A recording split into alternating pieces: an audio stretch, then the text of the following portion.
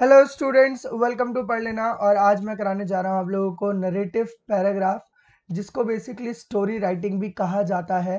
ठीक है, story writing भी कह सकते हो उसको, आप नरेटिव राइटिंग भी कह सकते हो, नरेटिव पैराग्राफ भी कह सकते हो। तो चलो स्टार्ट करते हैं। What is narrative paragraph? Narrative paragraph tales a story. Narrative paragraph basically एक स्टोरी बताता है, तो ये एक स्टोरी राइटिंग भी है। तो देख लेते हैं क्या क्या पॉइंटर्स हमें याद रखने हैं नरेटिव पैराग्राफ को लिखने से पहले। Narrative paragraph tales a story और एन इवेंट। या तो नरेटिव पैराग्राफ एक स्टोरी बताती है या कोई एक इवेंट बताती है, एक घटना बताती है।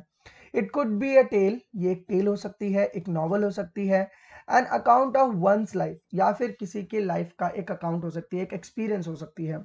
नेचुरल फिनोमिना के ऊपर भी लिखा जाता है नरेटिव पैराग्राफ, और सोशल इवेंट्स भी, जैसे कि कोई घटना घटी है तो उसके बारे में डिस्क्राइब करो, जैसे एनुअल फंक्शन पे गए हो तो उसको डिस्क्राइब करो। ठीक है, तो ये एक रिपोर्ट राइटिंग की तरह भी हो सकती है, पर रिपोर्ट राइटिंग थोड़ी सी डिफरेंट होती है, ये स्टोरी राइटिंग है। ठीक है, the story and even in narrative paragraph should be arrange chronologically. बोल रहे हैं यहाँ पे कि एक स्टोरी या इवेंट को जब आप नरेट करते हो, पैराग्राफ को नरेट करते हो, तो उसके अंदर जो इवेंट्स होने चाहिए वो क्रोनोलॉजिकली होने चाहिए, मतलब कि इवेंट बाय इवेंट होने चाहिए। ये नहीं कि आप पहला इवेंट बाद में बता रहे हो, बाद वाला इवेंट पहले बता रहे हो, तो वो होच पोच नहीं होना चाहिए। टाइम एंड ऑर्डर के साथ होना चाहिए कि सुबह क्या हुआ, दोपहर में क्या हुआ, रात में क्या हुआ, chronologically. That is the order in which they had happen. तो ये जिस तरीके से हुए हैं, जिस ऑर्डर में ये हुए हैं, उसी ऑर्डर में आपको इसको एक्सप्लेन करना होता है। तो ये कुछ पॉइंट्स थे जिनको आपको क्या करना है, याद रखना है नरेटिव राइटिंग को लिखने से पहले। आगे चलते हैं। ऑलमोस्ट एवरीवन नरेट, रीड और listen to story from books. बोल रहा है हम ना हर चीज को नरेट करते हैं या रीड करते हैं या लिसन करते हैं हम बुक से भी। जैसे कि मान लो आप कोई मूवी देखकर आए हो, तो वो मूवी जाके अपने दोस्त को नरेट ही तो करते हो, आप स्टोरी बताते ही तो हो। तो उसी तरीके से इसको लिखना ही है। या फिर मान लो कोई बुरा एक्सपीरियंस हुआ है आपको, तो जाके अपने दोस्त को, अपने मम्मी को, अपने फादर को जाके नरेट ही तो करते हो कि मेरे साथ ऐसा ऐसा हो गया, ये मेरे साथ हुआ, राइट। उसी चीज को बस लिखना है, वही नैरेटिव पैराग्राफ हो गया, है ना। तो हम ऑलमोस्ट चीजें नरेट करते हैं, रीड करते हैं, लिसन करते हैं बुक से, अदर पीपल से या मीडिया से। However the audience expect needs more from the written narrative. तो रिटन नरेटिव से हमें और ज्यादा चीजें एक्सपेक्ट होती हैं, इसलिए जब लिखते हैं हम तो उसको और भी अच्छे तरीके से लिख सकते हैं। Therefore a narrative paragraph must have. तो देखो नरेटिव पैराग्राफ में आपको क्या क्या चीजें इंक्लूड करनी है, क्या क्या चीजें होनी चाहिए। सबसे पहले एक सेंट्रल आइडिया होना चाहिए। सेंट्रल आइडिया मतलब कि क्या होगी स्टोरी, क्या इवेंट होगा उसके अंदर, क्या क्या घटनाएं घटेंगी, वो होना चाहिए आपके पास। ठीक है। दूसरा कैरेक्टर्स। देखो कैरेक्टर्स ना दो तरीके के हो सकते हैं। कैरेक्टर्स जो होने चाहिए आपके, पहले तो मेन कैरेक्टर्स होने चाहिए। अब मेन कैरेक्टर मतलब कि जिसके साथ घटना घटेगी, और सब कैरेक्टर भी हो सकते हैं जो उसकी मदद करेंगे उस घटना से बाहर निकालने में या निकलने में। जैसे कि कुछ घटना घटती है जिसके अंदर एक मेन कैरेक्टर से ज्यादा कुछ बीतता है, तो वो स्टोरी का मेन कैरेक्टर या हीरो या हीरोइन होता है, और बाकी जो सब कैरेक्टर्स होते हैं वो बेसिकली क्या करते हैं, सपोर्ट करते हैं, सपोर्टिंग एक्टर्स होते हैं वो। आपने मूवी देखी होगी, तो मूवी में क्या होता है कि एक लड़का होता है, गरीब होता है, लड़की अमीर फैमिली से बिलोंग करती है, और लड़का जो है लड़की से प्यार करने लगते हैं, और पर उसके दुश्मन होते हैं, उसका फियांसे होता है या उसका ब्रदर होता है या फादर होते हैं, जो लड़का लड़की को मिलने नहीं देते हैं। तो ये कुछ घटनाएं होती हैं। तो मेन जो कैरेक्टर है वो लड़का और लड़की है इस पूरे स्टोरी के अंदर, मूवीज के अंदर। और जो बाकी कैरेक्टर होते हैं वो आपको पता है कि वो सब कैरेक्टर जो है वो सपोर्टिंग होते हैं। वो भी स्टोरी को और अच्छा दिखाने के लिए क्रिएट किया जाता है। वो नहीं होंगे तो ऑफकोर्स प्रॉब्लम नहीं होगी, प्रॉब्लम नहीं होगा तो स्टोरी में मजा नहीं आएगा। ठीक है, तो कैरेक्टर होना बहुत जरूरी है। फिर एक प्लॉट होना जरूरी है। What is the plot? देखो स्टोरी शुरू हुई, हमने कैरेक्टर के बारे में इंट्रोड्यूस कर दिया। अगर जब तक स्टोरी में कोई उतार चढ़ाव ना हो, कोई कॉन्फ्लिक्ट ना हो, कोई लड़ाई ना हो, कोई प्रॉब्लम ना हो, कॉम्प्लिकेशंस ना हो, क्लाइमेक्स ना हो, तो वो स्टोरी में मजा नहीं आता। आप मूवीज, स्टोरीज क्यों पढ़ते हो? उसके अंदर क्लाइमेक्स देखने के लिए। उसमें एक ऐसी चीज होती है जो आपको आपको सस्पेंस देती है, थ्रिलर देती है, मजा देती है, राइट। तो जब आप स्टोरी लिखोगे, अगर जब तक उसमें पर्टिकुलर एक करेक्टर के साथ प्रॉब्लम ना हो, जैसे कि आपने वो वाली कहानी सुनी होगी, लकड़हारे वाली, है ना। उसके अंदर क्या होता है, वो गरीब होता है बेचारा, रोज पेड़ काटता है और जाके मतलब बेचता है और पैसे कमाता है। तो एक बार वो पेड़ काटते काटते उसकी कुल्हाड़ी किसमें गिर जाती है, पानी में गिर जाती है। अब बेचारा क्या करे, है ना। तो ये एक प्रॉब्लम है। तभी उसमें से परी निकलती है और वो उसको उसको टेस्ट करती है उसके कि वो कितना ग्रीडी है, गरीब होने के बावजूद ग्रीडी है कि नहीं। तो उससे पहले उसको सोने की दिखाती है, वो मना कर देता है कि सोने की नहीं है मेरी। फिर सिल्वर की दिखाती है, वो भी मना कर देता है कि नहीं है मेरी। फिर लोहे की दिखाती है, वो कहता है मेरी है। तो वो जो परी होती है वो तीनों ही कुल्हाड़ी उसको दे देती है। तो मतलब प्रॉब्लम होना चाहिए। ठीक है। अब प्रॉब्लम के बाद रेजोल्यूशन तो होना चाहिए। अब प्रॉब्लम है तो ऐसे थोड़ी नहीं कि प्रॉब्लम देकर आप खत्म कर दोगे स्टोरी, तब तो मजा ही नहीं आएगा। भाई उसको सॉल्व कैसे किया जाए, उसको रिजॉल्व कैसे किया जाए इवेंट के अंदर, राइट? तो वो प्रॉब्लम देना भी बहुत ज्यादा जरूरी है और उसका सॉल्यूशन देना भी बहुत ज्यादा जरूरी है। जैसे लकड़हारे का सॉल्यूशन क्या था, परी आ जाती है, अब वो बेचारा रो रहा है, उसकी लकड़ी गिर गई, उसका कुल्हाड़ी गिर गई, यहीं पर स्टोरी खत्म कर देते तो क्या मजा आता, है ना? तो स्टोरी की हैप्पी एंडिंग भी बना सकते हो, है ना, और सैड एंडिंग भी बना सकते हो, बैड एंडिंग भी बना सकते हो, वो सब आप पे डिपेंड करता है। और भी एग्जाम्पल ले लो, कछुए और खरगोश की कहानी ले लो, है ना? उसके अंदर बेसिकली क्या होता है, कछुआ खरगोश एक जंगल में रहते हैं, बेचारे दोनों दोस्त होते हैं, पर एक दिन उनके बीच में लड़ाई होती है और वो दोनों शर्त लगाते हैं कि भाई हम देखते हैं कि कौन फास्ट भागता है ना, देख लेते हैं। तो है ना, उसके अंदर क्या होता है कि जो खरगोश होता है वो बड़ा चालाक बनता है और वो सो जाता है, उसको लगता है कि वो तो कभी भी उठेगा और कछुए से तो पहले पहुंच जाएगा, पर कछुआ जीत जाता है। तो स्टोरी में एक इंटरेस्ट लाने के लिए हमें कॉम्प्लिकेशंस देना जरूरी है और उसके रेजोल्यूशन भी देना जरूरी है, ठीक है? और इन सब चीजों का एक एडिक्वेट डिस्क्रिप्शन देना बहुत ज्यादा जरूरी है। मैं एक एग्जांपल कराऊंगा, दो एग्जांपल कराऊंगा और दोनों ही एग्जांपल आपके प्रीवियस ईयर के पेपर से हैं, तो दोनों एग्जांपल से आप समझ जाओगे कि कैसे आपको नैरेटिव राइटिंग या स्टोरी राइटिंग लिखनी है, ठीक है? एंड सेटिंग, यस, सेटिंग बहुत ज्यादा जरूरी है। देखो, शॉर्ट स्टोरी में सेटिंग ज्यादा चेंज नहीं की जाती, बड़े बड़े नॉवेल्स में, बड़े बड़े मूवीज में सेटिंग चेंज की जाती है। सेटिंग होता है प्लेस, कहाँ पर वो हो रहा है, कब वो हो रहा है ना, क्या हो रहा है, वो पूरा का पूरा स्टोरी, वो सेटिंग ही, मतलब वो प्लेस ही क्या होता है, वो पूरी सेटिंग होती है। आपने देखा होगा, कोई स्टोरी जंगल में हो रही है तो कोई स्टोरी रिवर के पास हो रही है, कोई स्टोरी गांव में हो रही है ना, कोई स्टोरी लंदन में हो रही है तो कोई अमेरिका में हो रही है। तो एक प्लेस होता है, एक सेटिंग होता है जिसको हम सेटिंग कहते हैं, ठीक है? मतलब प्लेस होता है उसको सेटिंग कहते हैं। अब देख लेते हैं क्या क्या हमें लिखना है इसके अंदर। तो सबसे पहले आपको एक नैरेटिव राइटिंग लिखनी है, तो क्या क्या ऑर्गेनाइजिंग करना होगा नैरेटिव पैराग्राफ में। A good narrative paragraph normally require 3 necessary components. 3 he important components हैं, इनको याद रखोगे तो आप एक अच्छे खासी स्टोरी लिख पाओगे।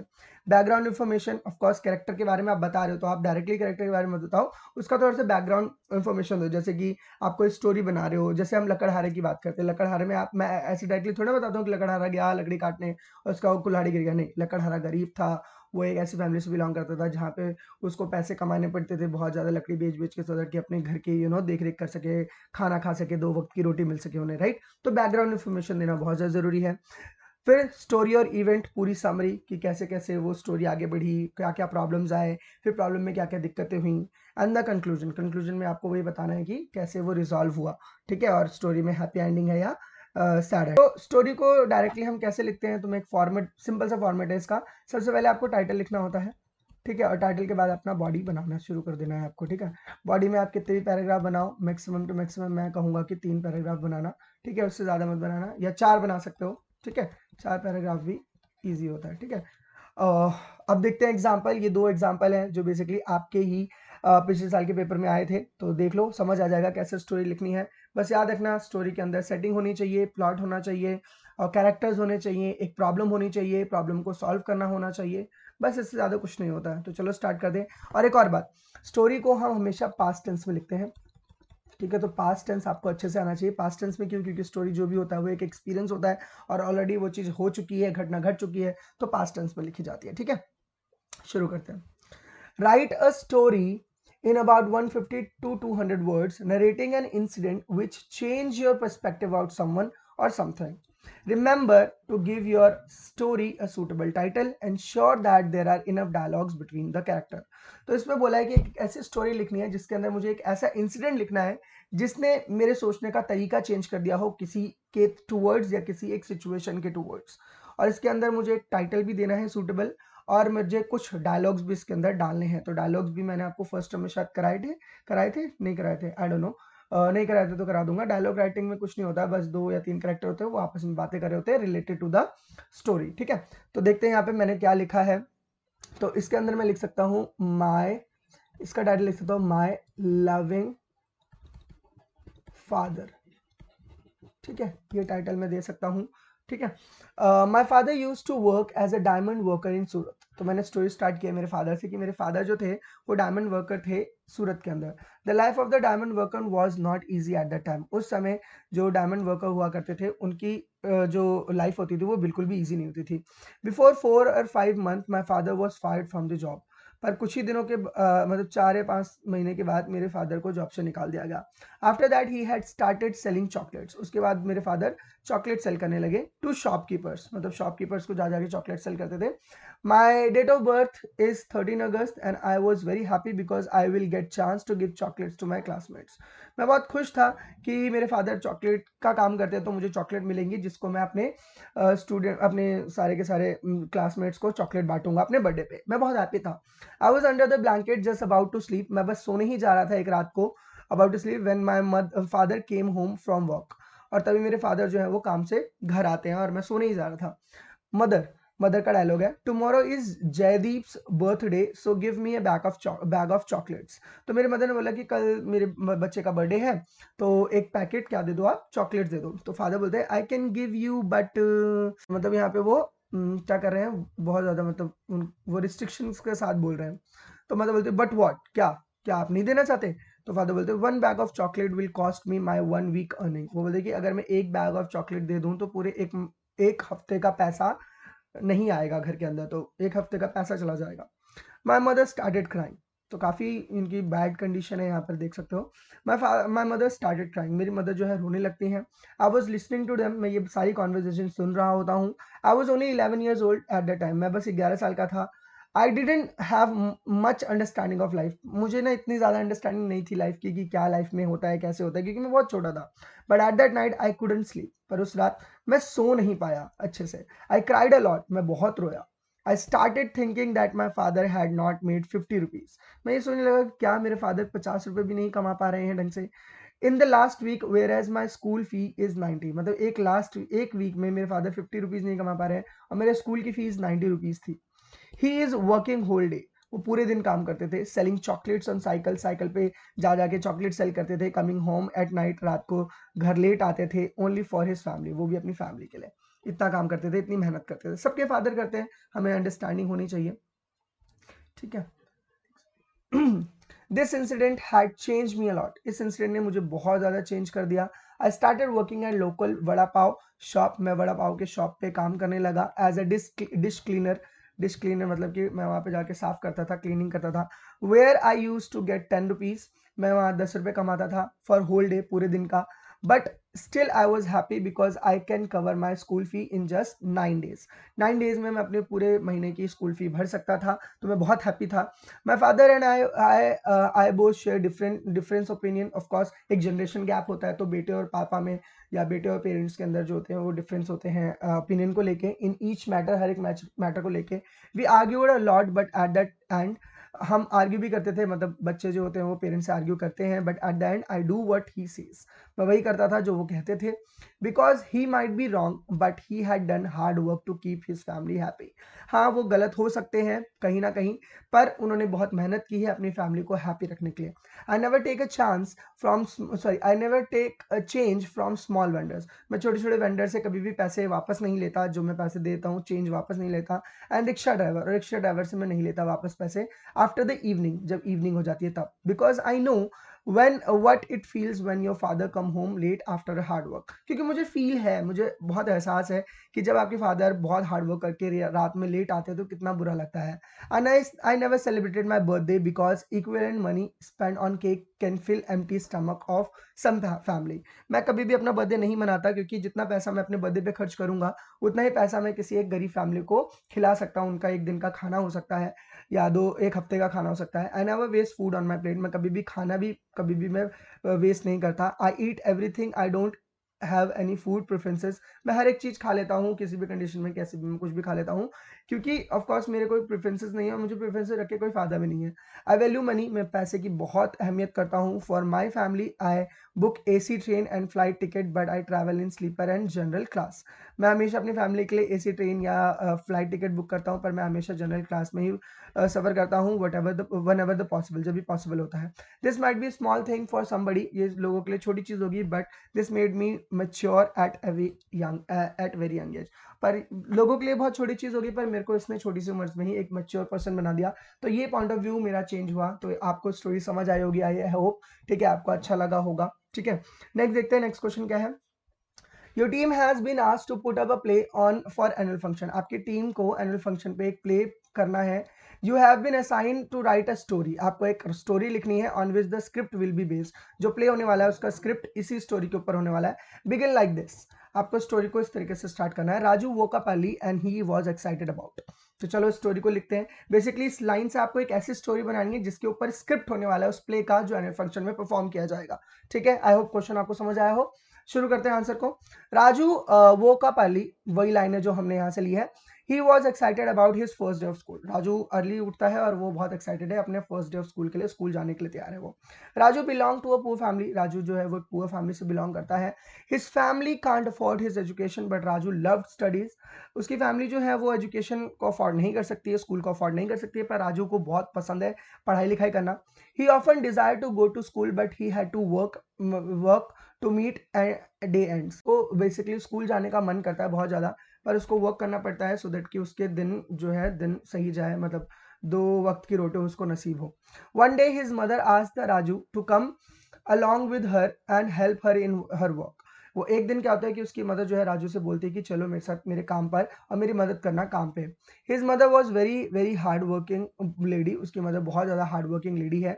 शी वॉज मेड, वो एक नौकरानी है। She use to earn money from household, वो घर घर जाके काम करके पैसा कमाती है।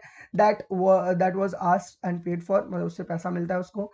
सो Raju decided to go with her, तो राजू डिसाइड करता है कि चलो मैं मम्मी की मदद कर दूंगा। ऑन रीचिंग द हाउस, जब वो हाउस पे पहुंचते हैं, he met with the boy approx the same age and being poor he hesitated to greet him, तो वो जब वहां पहुंचता है तो उसी के सेम एज का एक लड़का होता है जो वहाँ जिसको वो वहां पे मिलता है, और क्योंकि वो गरीब होता है तो वो हेजिटेट करता है कि जाके उससे मिले बात करे। The boys name was Aamir, उसका नाम क्या होता है आमिर। हाँ, on seeing the hesitate boy he came forward and started the conversation, तो क्योंकि वो देखता है कि जो राजू है बहुत ज्यादा मतलब हेजिटेट कर रहा है बात करने में, तो आमिर खुद आता है उससे बात करने के लिए। This was their first meeting, ये उनकी फर्स्ट मीटिंग थी। Slowly and gradually they become friend, धीरे धीरे करके वो दोनों बेस्ट फ्रेंड बन गए। They use to play together, वो एक साथ खेला करते थे। Not only Raju but also Aamir enjoyed the company, Raju को भी पसंद नहीं थी बल्कि आमिर को भी बहुत पसंद थी उसकी कंपनी, दोनों अच्छे फ्रेंड बन गए थे। One day Aamir got to know about Raju inclination toward studies, एक दिन जो है राजू की स्टडीज के टूवर्ड जो इंटरेस्ट है, इंक्लाइनेशन है, वो देखकर वो पता चलता है आमिर को। And education, the night Aamir couldn't sleep, उस रात वो सो नहीं पाता है अच्छे से, because he wanted to help his best friend, क्योंकि वो अपने बेस्ट फ्रेंड की मदद करना चाहता था। वो चाहता था कि उसका बेस्ट फ्रेंड कहाँ जाए, स्कूल जाए, एजुकेशन प्राप्त करे। The next day when he woke up, जब वो सुबह उठा, he found her mother beside me, उसने अपनी मदर को बगल में पाया। The day was Monday, Monday था। As he saw her mother he instantly got an idea to take his mother's help, जैसे वो अपनी मदर को देखता है उसके अंदर एक आइडिया आता है, कि उसके दिमाग में एक आइडिया आता है कि मैं अपनी मदर से मदद मांगता हूँ, राजू की मदद हो जाएगी। As soon as she listen the problem, जैसे ही उसने ये प्रॉब्लम सुनी, राजू की प्रॉब्लम सुनी, she got ready to help him, वो उसकी मदद करने के लिए रेडी हो गई। She gave him an idea to teach his friend, उन्होंने अपने बेटे को एक आइडिया दिया कि अपने बच्चे दोस्त को पढ़ाओ अच्छे से, एंड हेंस हेल्प हिम, और इस तरीके से उसकी मदद करो। Aamir decided to do the same, Aamir भी यही करने की सोचता है। On listening the idea Raju become happy, जब वो राजू को बताता है ये बात, तो राजू भी बहुत ज़्यादा हैप्पी हो जाता है। And thank him for making his dream come true, और उसके सपने को पूरा करने के लिए वो थैंक यू कहता है। And after some month of learning, जब उसने कुछ महीने की लर्न कर ली, मतलब कुछ चीज़ें सीख ली, Aamir mother got Raju's admission in school free of cost, तो आमिर की मदर ने राजू का एडमिशन करा दिया एक ऐसे स्कूल में, मतलब स्कूल में एडमिशन करा दिया फ्री ऑफ कॉस्ट, और all the expenses was paid by Aamir family, और जितने भी एक्सपेंसेस थे, जितना भी खर्चा था स्कूल का, वो सारा आमिर की फैमिली क्या करती थी, पे करती थी। आई होप आपको दोनों ही स्टोरी समझ आ गई हो, कैसे लिखना है स्टोरी वो भी समझ आ गया हो। अगर स्टोरी राइटिंग से कोई भी आपको डाउट है तो प्लीज़ मुझे कांटेक्ट कीजिए, मेरे को कमेंट सेक्शन में पूछ लीजिए, आपके सारे डाउट मैं क्लियर कर दूंगा। आई होप आपको ये पूरा का पूरा नैरेटिव पैराग्राफ समझ आया हो। अगर आपको ये समझ आया है और मेरे पढ़ाने का तरीका आपको अच्छा लगा है तो प्लीज़ मेरे चैनल को सब्सक्राइब कीजिए, लाइक कीजिए मेरे वीडियोज़ को, और शेयर कीजिए अपने दोस्तों के ज़्यादा से ज़्यादा, सो दैट कि मैं ऐसी वीडियोज़ और भी लेकर आऊँ आपके लिए।